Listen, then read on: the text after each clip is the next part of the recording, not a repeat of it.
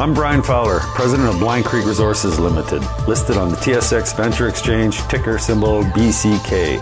Blind Creek is focused in the Yukon, Northwest Territories, and British Columbia. The company's key property is the Blend Project, one of the largest undeveloped lead-zinc-silver deposits in Western Canada, plus plans to advance the recently acquired, fully permitted historic engineer gold mine in the Atlan District of Northwestern BC. Check us out at blindcreekresources.com. You're listening to HowStreet.com radio, available online at TalkDigitalNetwork.com. Welcome to HowStreet.com radio, the online source for market opinions. Here is Jim Goddard. My guest is Mike McAra. He's a Bitcoin trading strategist at Sunshine Profits, found online at sunshineprofits.com. He's speaking to us from Warsaw, Poland. Mike, welcome to HowStreet.com radio. Welcome. Thanks for having me. We've heard a lot about Bitcoin, but what is it and how does it work? Okay, so we start off with one of the hardest questions you can ask about Bitcoin.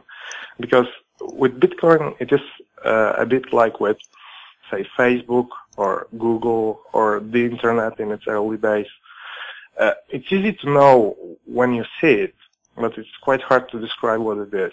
But I will try and to boil it down to the most important parts. So basically, Bitcoin is a digital system. It is a system which allows people to store value online and to transfer value. And what this basically means is that you can transfer money through a sort of digital ledger. And how is this different from things like credit cards or, international money transfer? The thing is that it doesn't involve a third party. It's basically 100% decentralized, and you don't have any sort of intermediary, at least in theory. So it can be understood as a digital system, a sort of a computer program or a protocol, but it has also other meanings. It can be understood as a currency. It can be understood as a means of payment. And to some people, it's also sort of a political statement or a statement of distrust in the government. Is that why people got into Bitcoin? They don't trust the government with their money? It certainly was the reason why Bitcoin was created. In the very beginnings, the creator or creators of Bitcoin, they were very much interested in having a system that would sort of circumvent banks and traditional financial institutions. And actually, he, she, or they solved a very interesting problem, and it has to do with, it's called the double spending problem in technical terms.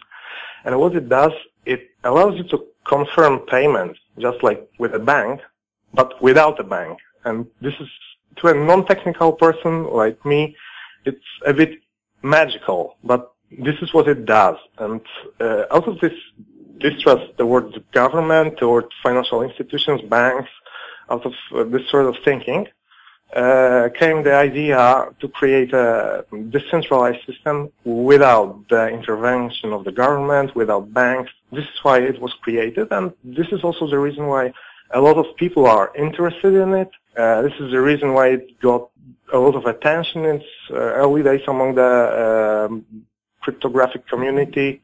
And then it is also the reason why it picked up in the later years. Now, who created Bitcoin? Any thoughts on that? It's also one of the harder questions. The Bitcoin community is pretty preoccupied with this question, and the simple answer is that we don't really know. There are a lot of theories as to who might have created Bitcoin, but none of them are fully proven. So the first attempt to establish the identity of the creator of Bitcoin came in 2014, and it was a story published by Newsweek. And in this story, the author claimed that she had discovered the identity of the man behind the Bitcoin payment system, and that it was in fact Dorian Satoshi Nakamoto, a U.S. citizen based in California. However, the problem with this investigation was that the evidence was pretty slim. And even though there were some coincidental events suggesting that Nakamoto might have been the creator of Bitcoin, it was pretty much refuted within the Bitcoin community and refuted very quickly. It turned out that the main reason why he was suspected was that his name was Satoshi Nakamoto, which is not very strong evidence. Then, following this event, we did have another sort of a stir in the Bitcoin community when a man called Craig Wright claimed to be the creator of the cryptocurrency. And this was met with distrust. After the Newsweek story, people in the Bitcoin community didn't have much patience for news stories about the creator of Bitcoin. But Craig Wright, he sort of fit the bill a lot better. He was a former academic, and he was geared. He had the technical expertise to come up with the centralized ledger system. So this idea was sort of credible. But then he failed to confirm.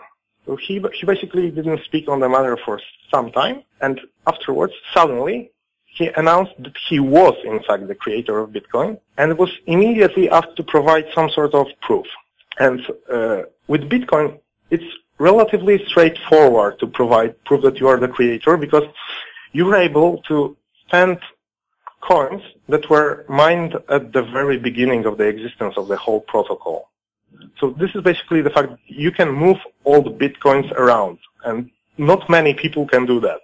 If you can move one of the first Bitcoins from one account to another, it pretty much guarantees that either you're the creator or you have the necessary credentials to carry out this transaction. And Mr. Wright claimed that he would do this, then he did this, but in a very unconvincing way, technically. And afterwards, he failed to deliver more proof, so the community basically labeled him a liar. And since then, and it was, if I'm not mistaken, in 2015, there have been no more credible candidates for the creator of Bitcoin. But one prominent theory is that it would be too hard for one person and one person only to come up with such a complicated system. So it might be the case that it was more than one person. It might have been a team of very talented cryptographic aficionados. This is credible because it might answer the question why none of the old Bitcoins have been spent. Because basically the person who created Bitcoin sits on a lot of coins, and at the current market price, their value is quite considerable. Yet none of these coins have been moved ever. And it might be the case that a group of creators of Bitcoins just agrees that they wouldn't move those coins, or they can't move those coins without unanimous approval. Be that as it may, there is no proof as to the identity of the creator of Bitcoin. It is a very hot topic in the community, but maybe we'll never know, because ultimately it's only up to the creator of the currency to decide to step out into the open and admit that they have created the currency. This hasn't happened yet. We'll have more with Mike McAra right after the break.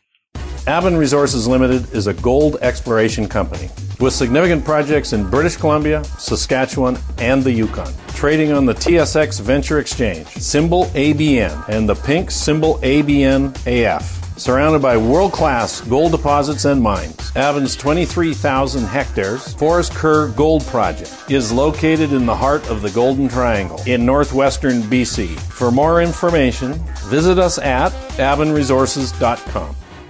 I'm Larry Ray, President and CEO of American Manganese, Inc., listed on the TSX Venture, ticker symbol AMY, A-M-Y, with proprietary patents in the U.S., China, and South Africa. Our focus is on recycling lithium-ion batteries for electric vehicles. China recently legislated the responsibility for recycling onto their electric vehicle manufacturers and importers. For more information, please visit AmericanManganeseInc.com or phone me, Larry Ray, at 778-574-4444. Welcome back. We're speaking with Mike McAra.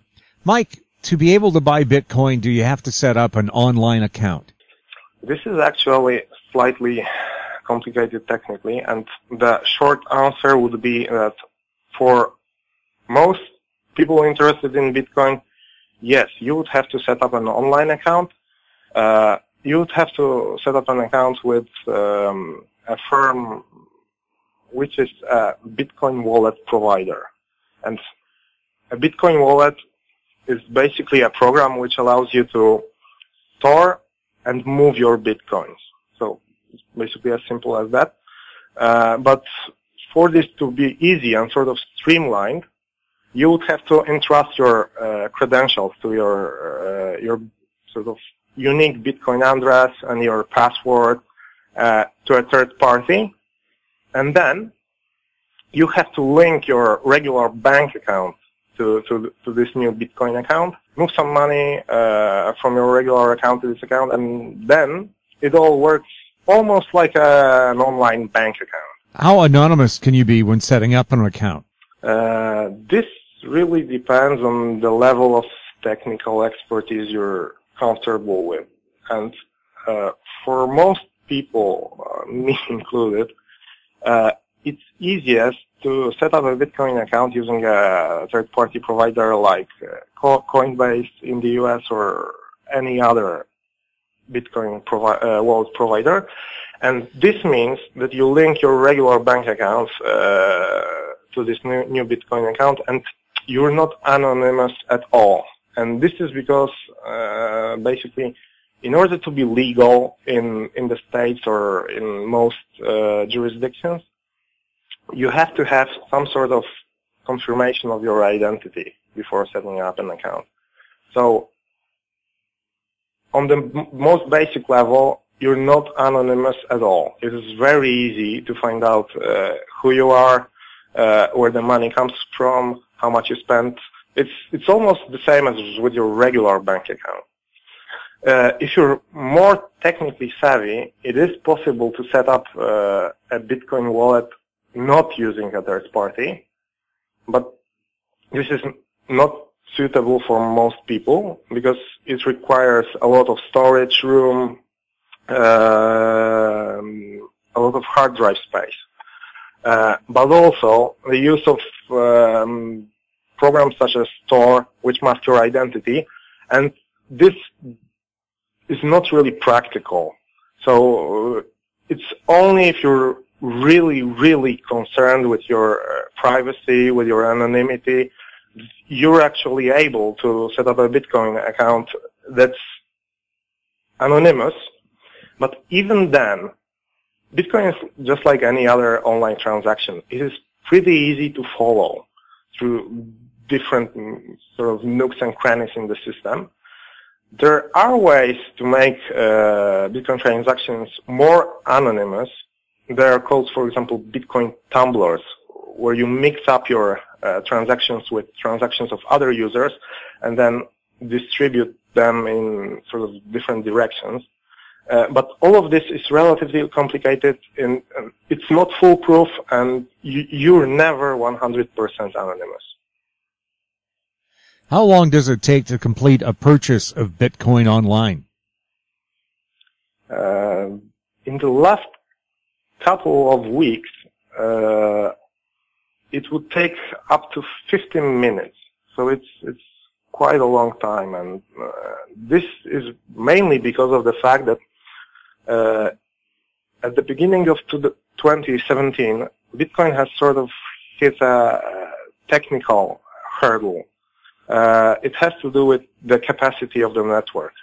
And this means that currently Bitcoin is running at max capacity, and the times, the transaction confirmation times, they have gone up considerably. So the very short answer to that would be, if you're lucky and there's not much traffic on the network, it might take something like 15 minutes. But if you're not lucky, it might take several hours.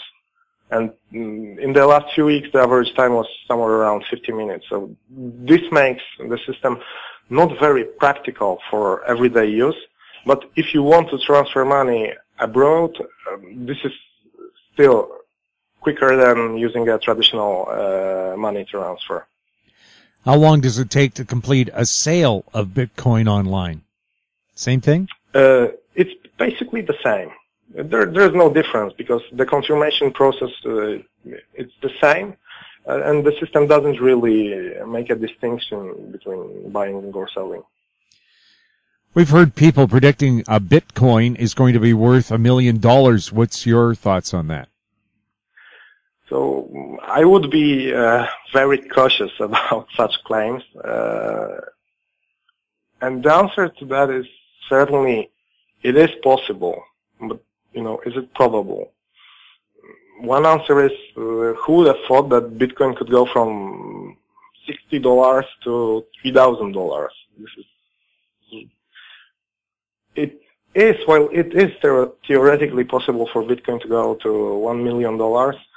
I would certainly say that it's not likely, and the main reason here is that there's this whole thing when you're trading in a commodity or you're trading in a stock market, that when everybody and their brother tells you that it's the best time to buy and that this thing is going to go through the roof, the contrarian approach is probably this is the time to sell. And quite frequently we see such manias and this kind of thinking that, this asset can't go lower, it is bound to go higher. We see this at the tops. So in this light, the current situation to me is pretty much similar to where we were at the end of 2013. So it might be that we have just seen an important top, or we will see an important top in the next couple of weeks or months. There's no telling which is true, but this is certainly the way I look at this situation. Has Bitcoin been in a mania phase, and was it being manipulated higher? As to the part about the mania, I think that yes, the Bitcoin market and a lot of other cryptocurrency markets, it's currently not governed by any sort of logic as you would have in, for example, in the stock market to a greater extent. Yeah, but the problem with Bitcoin is it's quite a new asset class, and people can't really value Bitcoin in a fundamental way. They can't put a sticker on, what's its worth if I think about it rationally. So the market is basically fueled by emotions, by greed and fear, and most probably right now we're in the greed phase. So as I said before, it might be the case that we're just after or very close to an important top, but does it mean that Bitcoin is bound to go to zero from here? I don't think so, because unlike some other, let's say, bubbles, Bitcoin has a real value.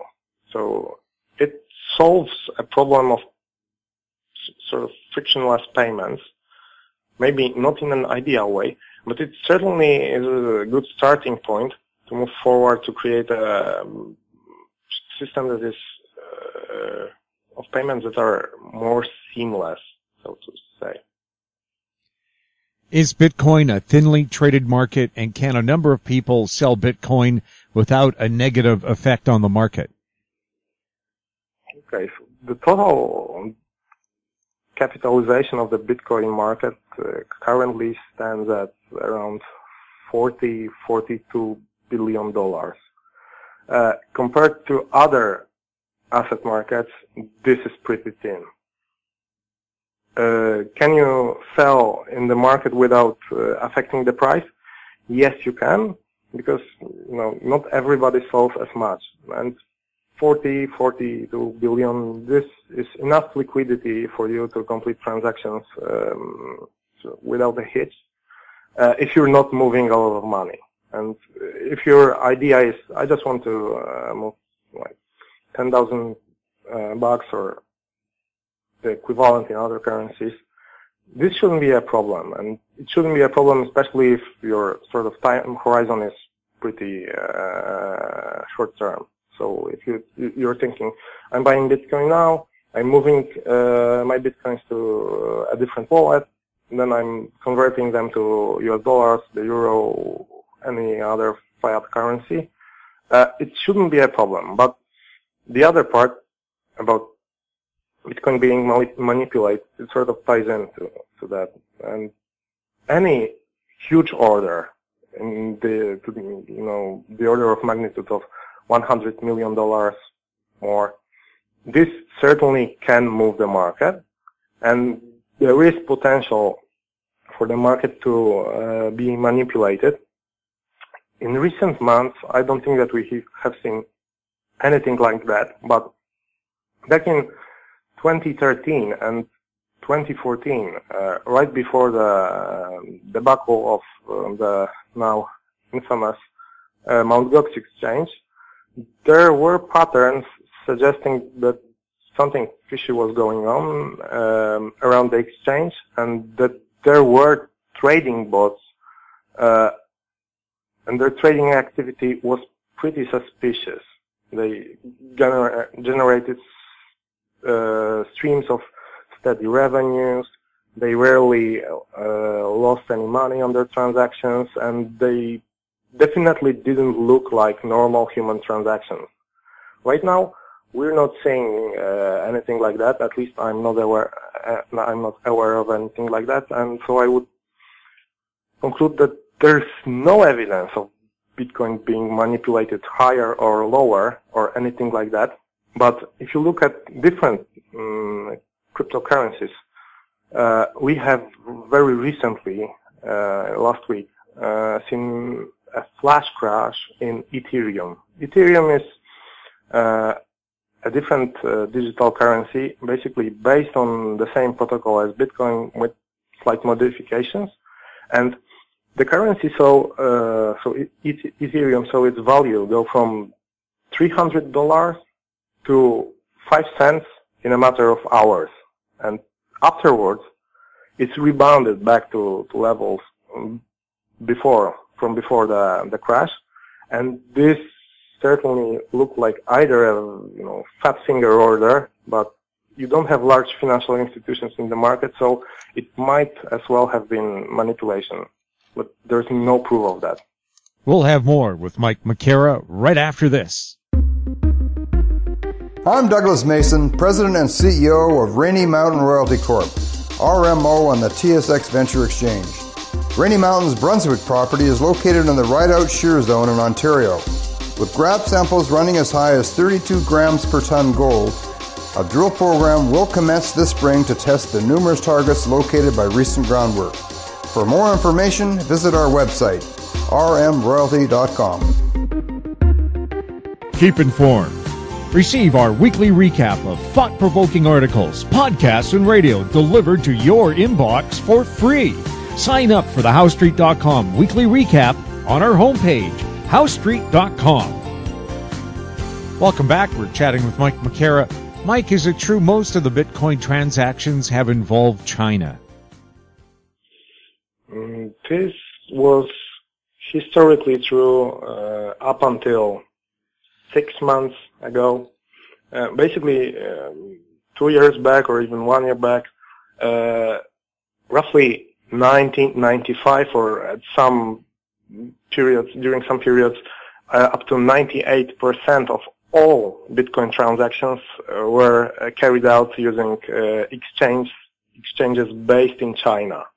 So the Chinese volume was absolutely humongous. It was dominating the market to an extent not seen in any other asset market that I'm aware of.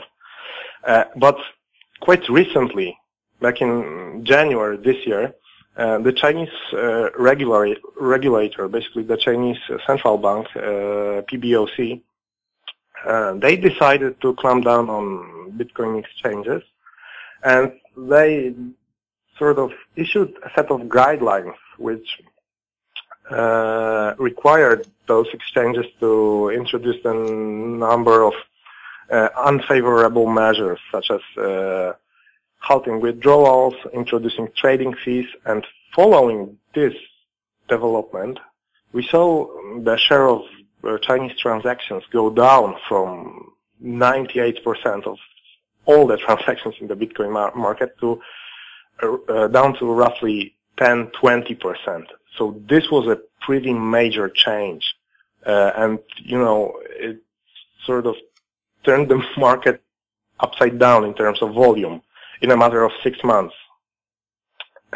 Also, quite interestingly, Japan had never been a big part of the Bitcoin ecosystem up until precisely January 2017, when the Japanese regulator announced that they would consider Bitcoin legal payment. So they passed this law, and it came into effect in March 2017. And basically, the Japanese trading exploded. It went from negligible amounts, below 5%, to something in the range of 30 to 40% currently. So, this all tells you that even though the Bitcoin market was sort of historically, based in China, it all can change, in a matter of months. Were people from mainland China using Bitcoin to move money out of the country? There is no hard evidence because, when somebody pulls their capital out of China, they don't necessarily go on the internet and, advertise it. But my suspicion would be yes, and that it was a pretty consistent theme, because China is a communist regime with capital market laws, but it's not as liberal as you might think. So, for instance, they have a long history of introducing capital controls whenever they feel that their currency is under fire. China, this is slightly controversial because they said otherwise, but what they have basically been doing the last 10 or 15 years is they have been maintaining a peg between the Chinese yuan and the US dollar, and any sudden depreciation of their currency is problematic for them because they have to use official reserves to prop up the currency, and they try to keep a very tight lead on the outflows from their financial system. And Bitcoin was the perfect way to circumvent those capital controls. So it's pretty sure that Chinese citizens were using it to get their money out of China, and this basically meant that there was downward pressure on the Chinese yuan. The thing is that with Bitcoin being back then probably having a market cap of $10 to $20 billion, it was not enough to destabilize the Chinese financial system, but the government did decide to react anyway. So they were pretty strict, and they went in and they curtailed it when it was in a pretty early phase. So the answer to your question is yes, that people probably were moving out money out of China, and the PBOC was very quick to react. China recently clamped down on Bitcoin exchanges. Then the price of Bitcoin started to soar. Why would that happen? This is the $1 million question. So when you have 98% of all the transactions carried out in China, basically, or via Chinese exchanges, and then you see the Chinese regulator coming in and clamping down on Bitcoin, you would probably think that, perhaps this is going to affect trading negatively. And then with Japan going from sort of in a gray zone about Bitcoin to Bitcoin is a means of legal payment, this was, at least in my opinion back then, not enough of a change to prop up the market, because Japan was pretty small back then. So every instinct would tell you in January 2017 that, this was basically the time where probably Bitcoin would plummet. This was like conventional knowledge. It was always like that when some country said that they would get down, go hard on Bitcoin, then the currency depreciated a bit, more, less. With China, it was usually more. But what turned out to be true was quite the opposite. So with the People's Bank of China going hard on Chinese exchanges, with Japan, which was a small bit player back then,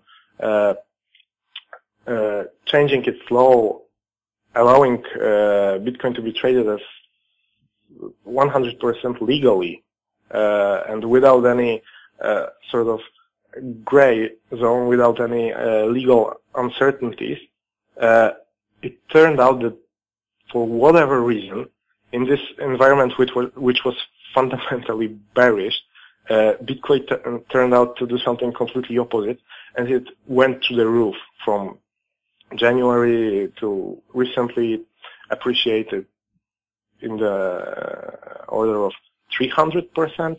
And the best answer to that is, why did it soar like that?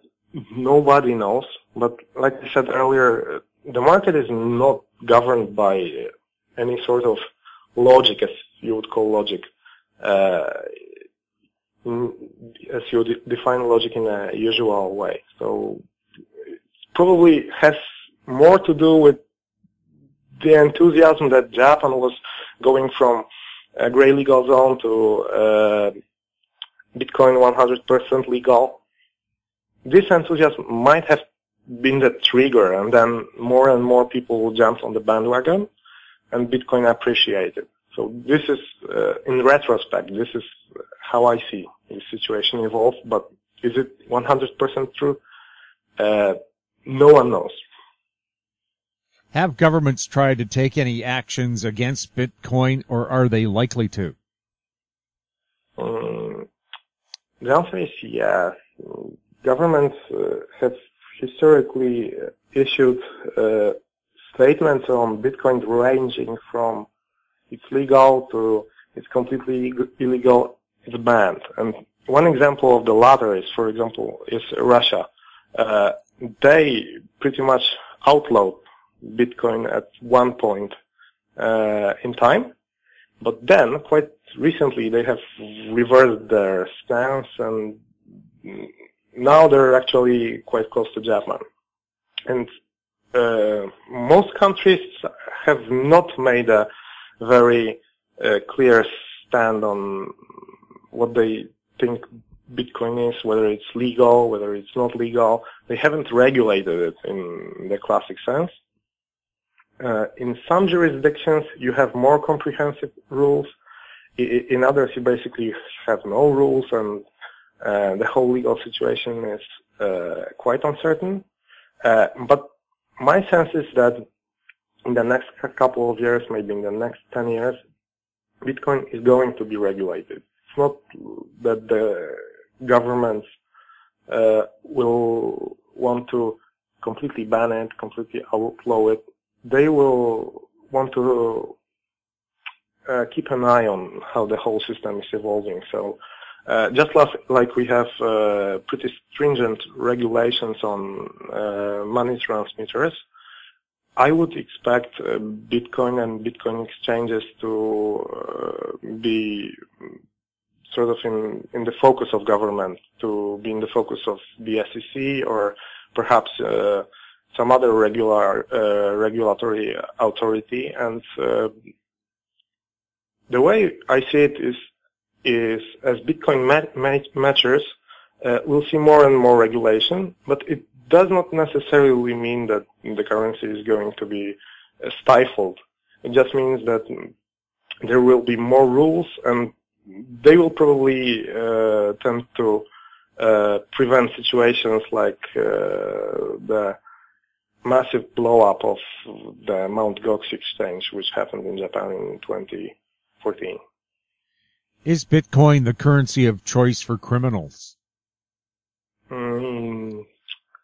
This one is a bit tricky because certainly digital currencies have certain characteristics which make them appealing to criminals. And it's not specifically Bitcoin, but Bitcoin and any other sort of digital currency that makes it relatively easy for criminals to transfer money outside of the traditional banking system. Like I said before, it's not 100% anonymous. It's like with everything you do on the internet, it leaves a trail. So as recent investigations have shown, it's quite easy for law enforcement when they are determined to track down whoever is making Bitcoin transactions and, follow the trail pretty easily. In actuality, it might be easier than with cash. So Bitcoin might be the currency of choice for criminals, and it's gotten a lot of bad press for that. And in my opinion, undeservedly so, because the problem lies in the fact that it's not appropriately regulated. When we see comprehensive regulation and when we see Bitcoin exchanges falling under the purview of SEC or any other governmental body, this situation will probably reverse. So it's not that Bitcoin is evil, it's more like a tool, like a knife. You can cut vegetables with a knife, you can also do harm, but it's a question of choice, not the tool itself. In theory, could hackers make your Bitcoins disappear? Absolutely. So it's just like with any sort of account where you store money sort of on the internet. So it is possible for hackers to get your money out of a bank.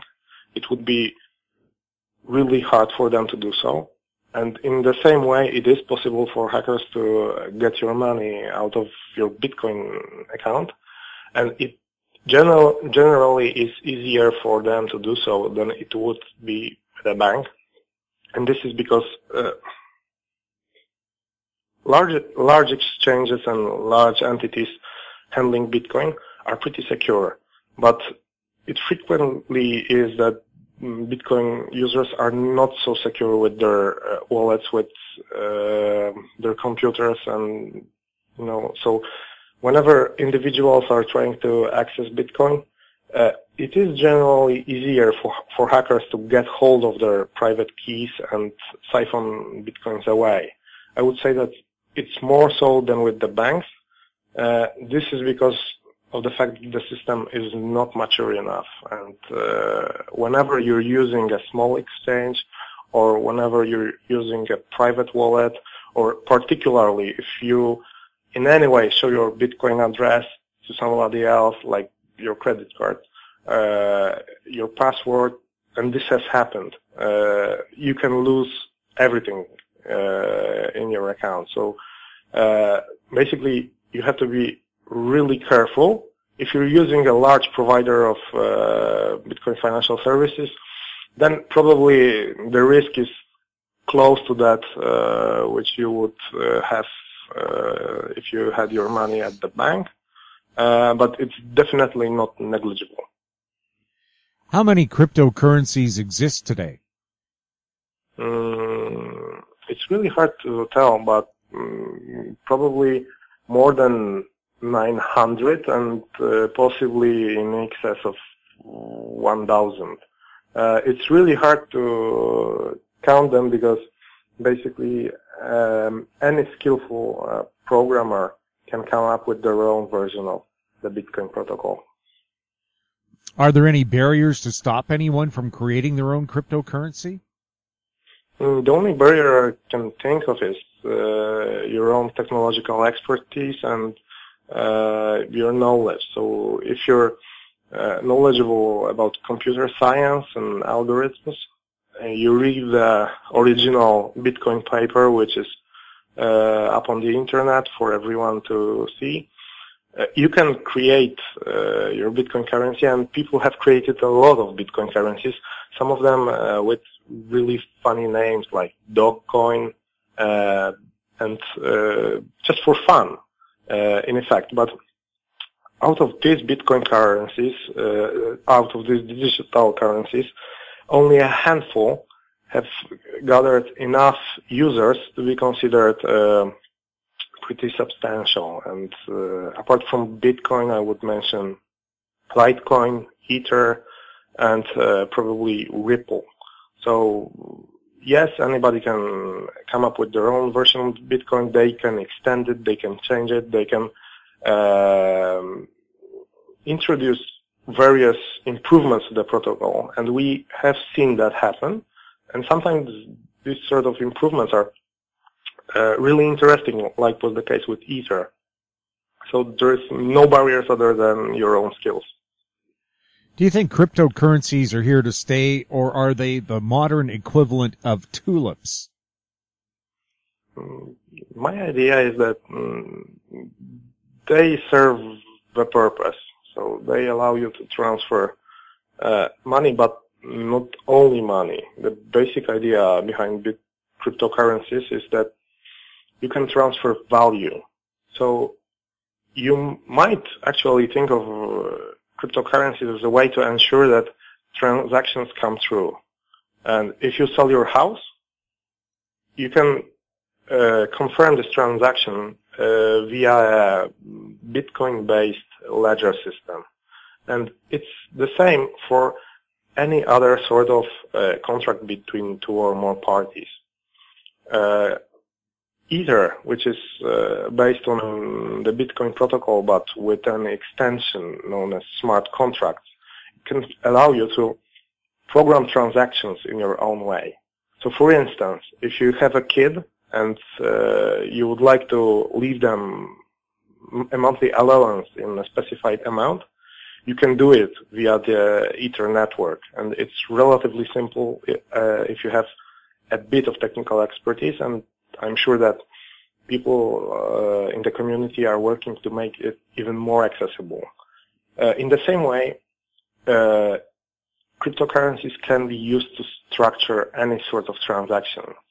So for instance, they can structure financial derivatives, or they can also help with settlement of securities. So there is a way in which they can help the modern financial system. And in this way, they are not the modern version of tulips.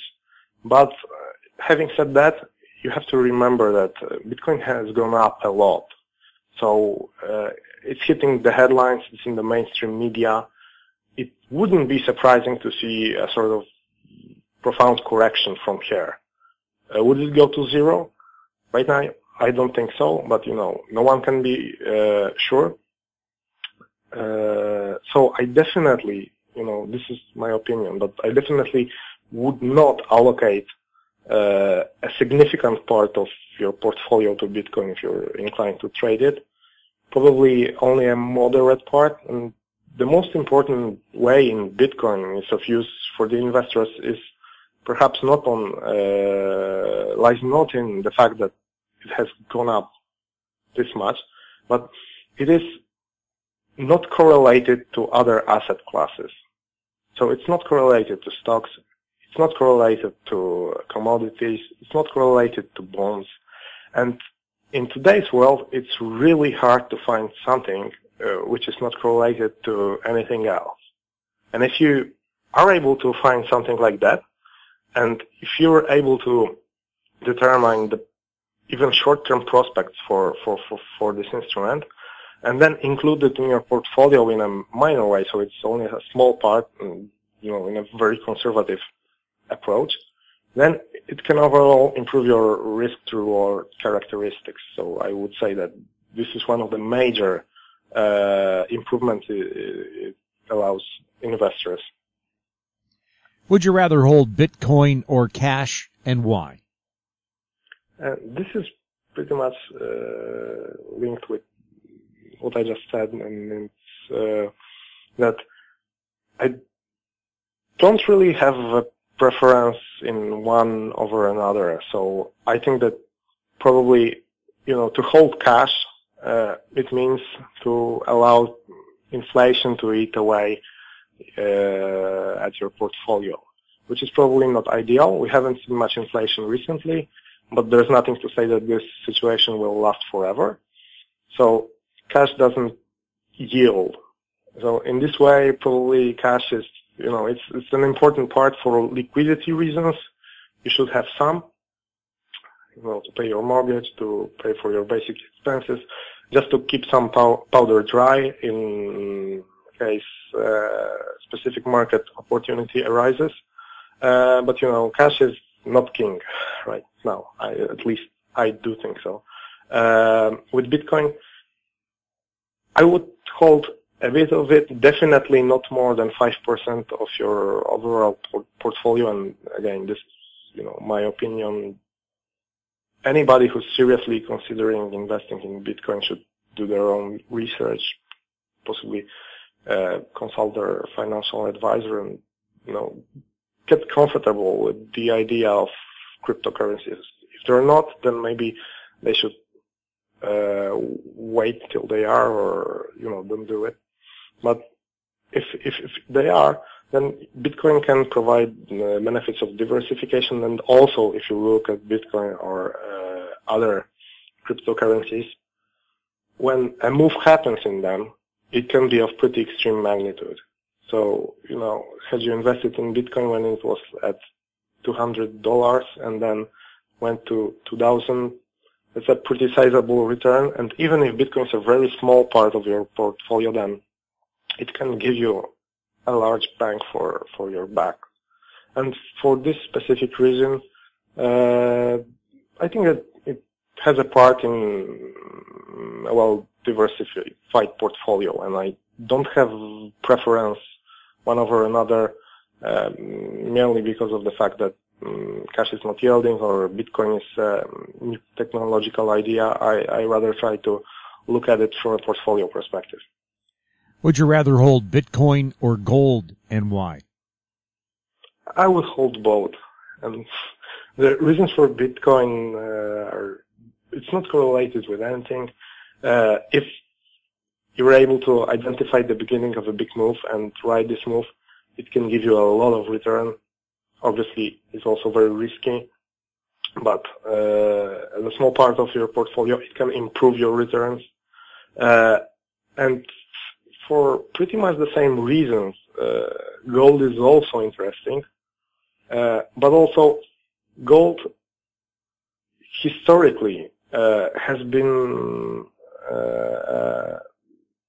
it can be a major improvement of your returns, particularly if you have a long-term investment horizon. So, compared to an all stocks portfolio, a portfolio with some stocks, bonds, gold, and perhaps other commodities like oil, it generally performs better on a risk-adjusted basis, which means that it gives you quite reasonable returns without moving too much. And there's a whole school of structuring portfolios in that way, with gold being one of the central parts of them. It's called risk parity, or Bridgewater Associates. They have pioneered this approach called the all-weather portfolio, which is basically risk parity.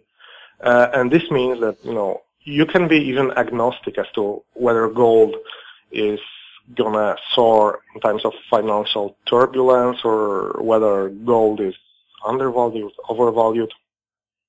Even if you're agnostic toward that, gold can improve your risk to return characteristics.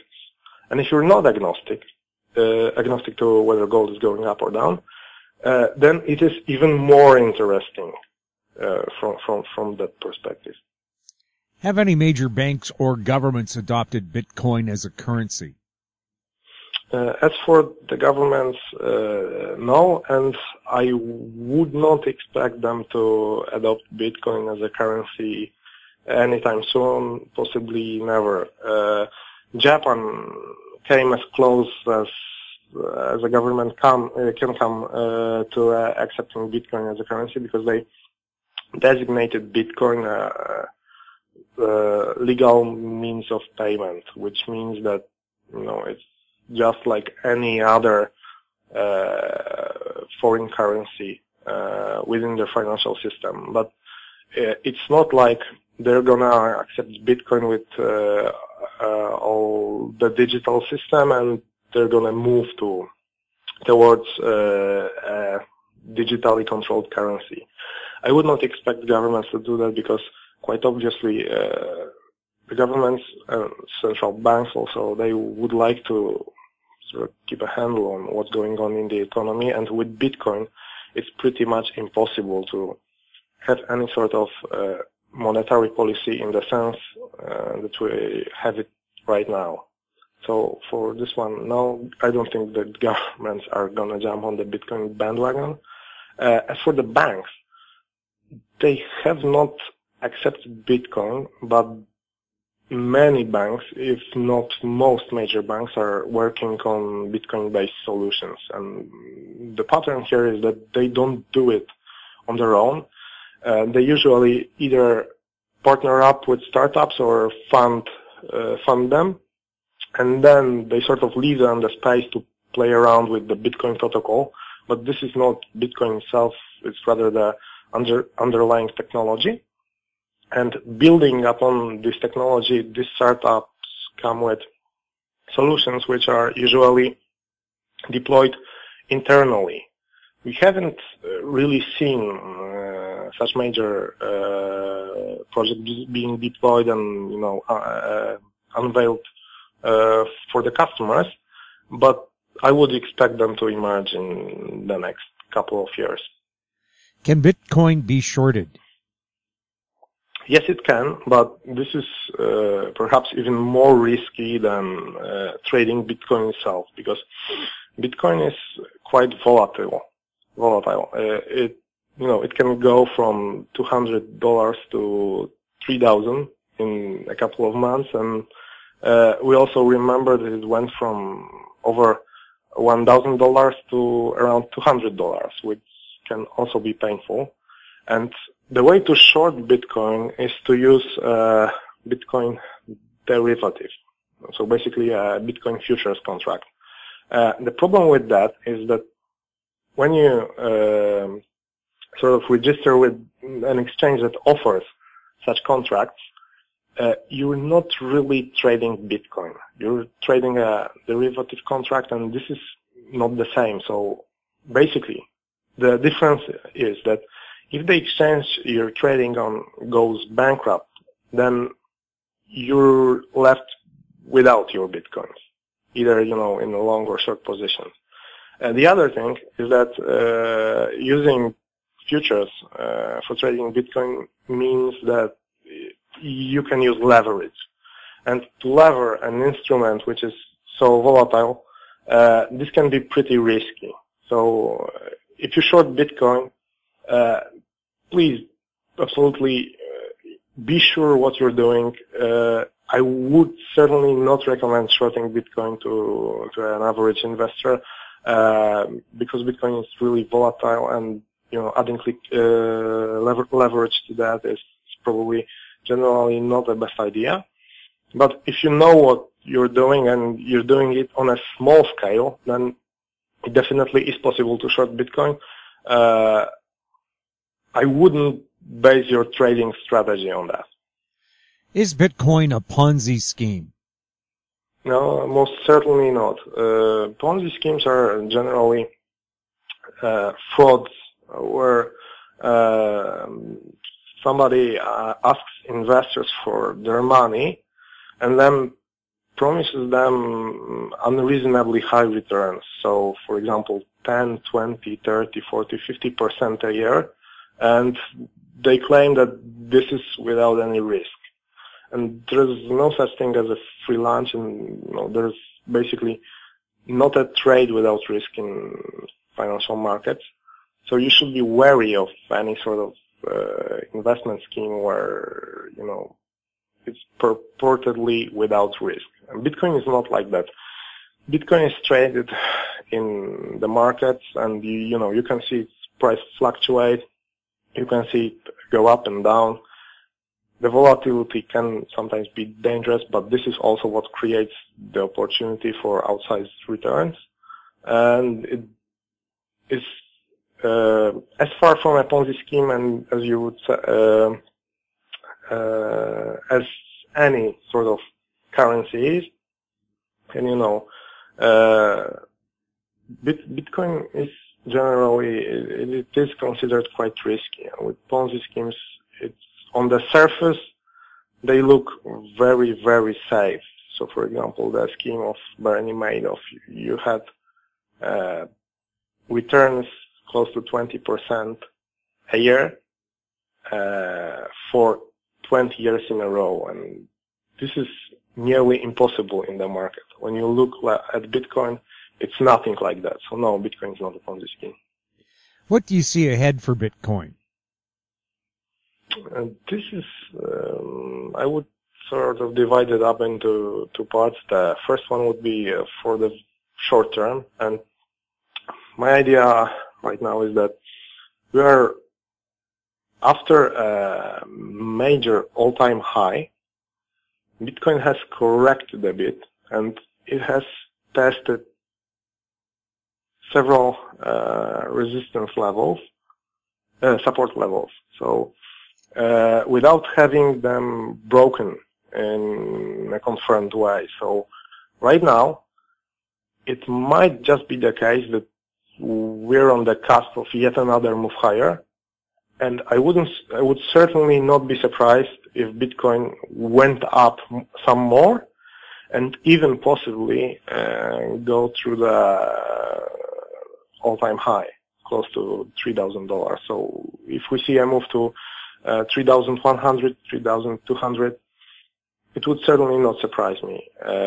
For a longer time horizon, I would expect the currency to come down from this level, and mainly based on the fact that everybody is talking about Bitcoin. The currency, it's gotten a lot of interest. Other cryptocurrencies have probably generated returns that are a lot more positive than Bitcoin's. So Bitcoin went up 200%. If I'm not mistaken, Ether went up 4,000%, which is crazy. And after such returns, I would expect in the longer term Bitcoin to depreciate. And my guess would be that it would depreciate quite significantly. I don't have a specific target in mind, but right now I would be prepared to act if we see some additional strength to the upside. And then once we go above the all-time high, I would be looking at, either selling Bitcoin or, if you're inclined to use derivatives, then perhaps opening a very small speculative short position. But That's my opinion. I don't have a specific target in mind. Mike, can you tell us about your newsletter? Yeah, so basically I'm writing twice a week. You can get my newsletter at sunshineprofits.com. We have a section in which you can read through free alerts, so you can basically have a taste of what I'm writing, my writing style. Check it out for yourself. We're also involved with other asset classes, mainly gold. So if you're interested in precious metals or currencies, then our website is definitely the place to check out. Mike, thank you so much for chatting with us. Thanks for having me. It was a real pleasure.